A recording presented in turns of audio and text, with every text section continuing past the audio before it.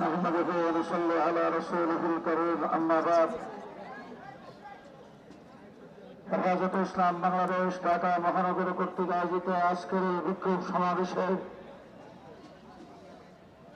জাতীয় কেন্দ্রীয় মহানগর নেতৃবৃন্দ, সমবেত সাথী বন্ধুগণ, বক্তব্য রাখার আর আমার পক্ষ থেকে কিছু নাই। বক্তব্য সকলেই রেখেছেন। বিশেষ করে আমাদের যুগ্ম মহাসচিব, ঢাকা মহানগর সেক্রেটারি জাতির উদ্দেশ্যে দিক নির্দেশনামূলক বক্তব্য দিয়েছেন। আমি শুধু একটি কথাই বলতে চাই, আজকের এই সম্মেলন আমাদের একটার গাড়ি, 12টার গাড়ি আরো লম্বা।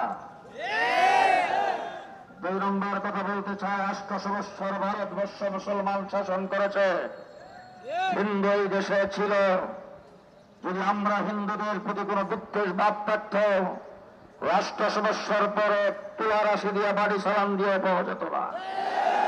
2 নম্বর কথা বলতে চাই, আমার বাংলাদেশের ফ্যাসিবাদ সরকার পেছনের দরজা দিয়ে যখন বেগে চলে গেছেন, এই দেশে সর্বপ্রথম টার্গেট ছিল হিন্দুদেরকে দিয়ে সংখ্যালঘুদের উপর নির্যাতন হচ্ছে।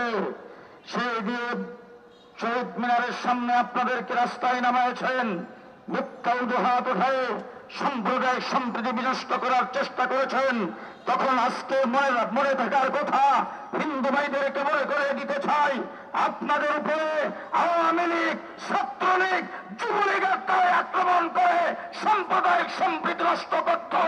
আমরা হেফাজতে ইসলাম মাদ্রাসা আলেম ওলামায়ে কেরাম আমরা আপনাদের পাহারাদারি করেছি। গত কয়েকদিন আগে দুর্গা পূজা গেছে আপনাদের, ভারত এত শান্তিতে পূজা পালন করতে পারে নাই, আমরা যেভাবে আপনাদেরকে পালন করতে দিয়েছি।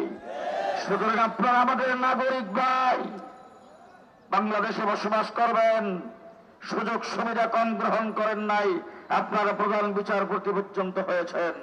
আমাদের আপত্তি নাই, মন্ত্রী হন, মিনিস্টার হন, বড় বড় অফিসার হন, কিন্তু বাংলাদেশে ইসলাম আর মুসলমানদের বিরুদ্ধে ষড়যন্ত্র করবেন। পরিষ্কার বলে দিতে চাই, আমরা পোল্ট্রি মুরগি নয়। আমাদের মাদ্রাসা, স্কুল, কলেজ, ইউনিভার্সিটিতে পোল্ট্রি মুরগি পালি না। শেষ কথা বলতে চাই, কাহারো কাহারো এখনো আওয়ামী লীগ খালাতো ভাই,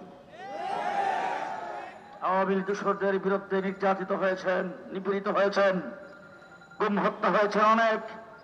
তারপরেও এখন আপনাদের কথাবার্তায় বোঝা যাচ্ছে তারা খালাতো ভাই। আপনাদের জন্য মনে একটু দুঃখ।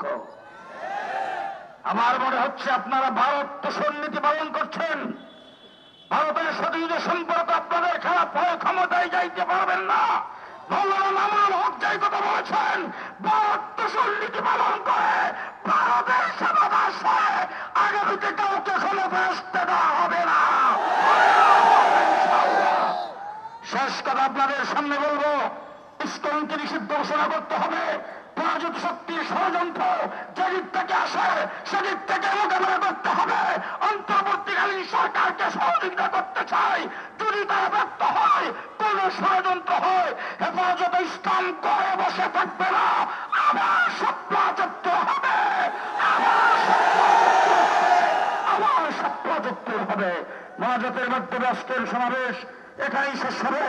ধন্যবাদ জানাচ্ছি যে যেখান থেকে আগমন করেছেন, কষ্ট করে জমার পরে যারা এসেছেন, ধন্যবাদ জানিয়ে বলতে চাই, হেফাজতে ইসলাম বাংলাদেশের আগামী দিনের যে কোনো কর্মসূচিতে প্রয়োজনে কাপড় বেঁধে 24 ঘন্টার নোটিশে মাঠে নামতে প্রস্তুত আছেন কিনা জানতে চাই।